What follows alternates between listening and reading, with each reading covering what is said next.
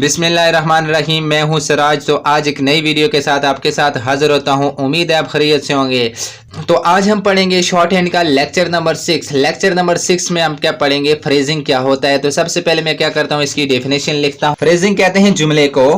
अब यहाँ पर मैंने क्या लिख दिया, डेफिनेशन लिख दिया। शॉर्ट हैंड के अल्फाज को अक्सर जल्दी से मिलाकर लिखने के तरीके को क्या कहते हैं, फ्रेजिंग कहते हैं। यानी शॉर्ट हैंड के अल्फाज को आपने कैसे फ्रेज करना है, किस तरह मिलाना है। अब देखिए मेरे पास वर्ड्स क्या है, टू डू। पहले हम इस तरह लिखते थे, टू लिखते थे, फिर उसके बाद क्या लिखते थे, डू लिखते थे। ये भी ठीक है, ये भी गलत नहीं है। वो क्या कहता है कि आपने स्पीड में लिखना होता है, जल्दी जल्दी लिखना होता है, तो आपने क्या कर लेना है, फ्रेज कर लेना है, उसे मिला लेना है। अब देखें ये टू है और इसके साथ ही आपने क्या कर देना है, डू को मिला देना है। यहां पर देखिए मैंने 2 बार पेंसिल उठाई थी, यहां पर मैंने टू लिखा, फिर डू लिखना पड़ा, मुझे टाइम ज़ाया हुआ। यहाँ पर आपने क्या कर दिया, मिला के लिख दिया। तो आपके लिए आसानी है, आप जितना मिला के लिखेंगे आपसे स्पीड जल्दी पिक होगी। तो इसी तरह आपने क्या करना है, मिला के लिखना है, प्रैक्टिस करनी है बार बार। उसके बाद देखें आपके पास आता है बट विच। क्या आता है, बट विच। ये मैंने बट लिखा और ये मैंने क्या लिख दिया, विच लिख दिया, लेकिन मेरा क्या हुआ, टाइम ज़ाया हुआ। गलत नहीं है, इस तरह भी आप क्या कर सकते हैं, लिख सकते हैं। अब यहाँ पर मैंने क्या लिखा, बट लिखा, इसी को मैंने क्या कर दिया, मिला दिया विच के साथ। यानी किसी भी स्टॉक को आप क्या कर सकते हैं, फ्रेज कर सकते हैं। यानी जितना आप मिला के लिखेंगे आपके लिए आसानी होगी। आपने क्या करना है, बार बार प्रैक्टिस करनी है, मिला के लिखना है।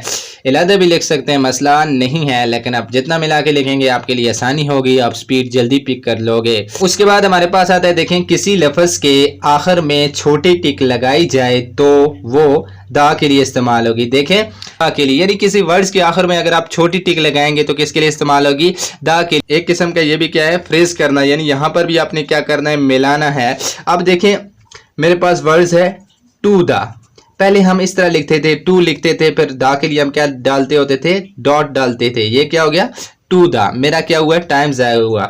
तो आपने क्या करना है, इस तरह लिखना है टू दा, और आखिर में क्या डाल देनी है, दा के लिए टिक लगा देनी है। ये मैंने क्या कर दिया, दा के लिए टिक लगा दी। यानी क्या करना है, उसकी मुखालिफ सिमत में आपने क्या कर देनी है, टिक लगा देनी है। इस तरह भी आप लिख सकते हैं, इस तरह भी लिख सकते हैं, लेकिन आपने क्या करना है, इस तरह लिखना है। जितना आप मिला के लिखेंगे आपके लिए आसानी होगी, जितना आप फ्रेज करेंगे उससे मिलाएंगे आपके लिए आसानी होगी। अब देखें बी दा, क्या आता है, बी दा। पहले मैं इस तरह लिखता था बी के लिए, और दा के लिए क्या करता था, डॉट डालता था। अब मैं इस तरह लिखूंगा बी दा, आखिर में क्या कर दूंगा, टिक लगा दूंगा।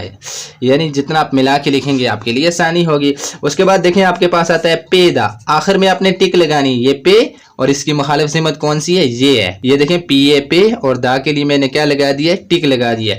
फिर उसके बाद आता है डू दा।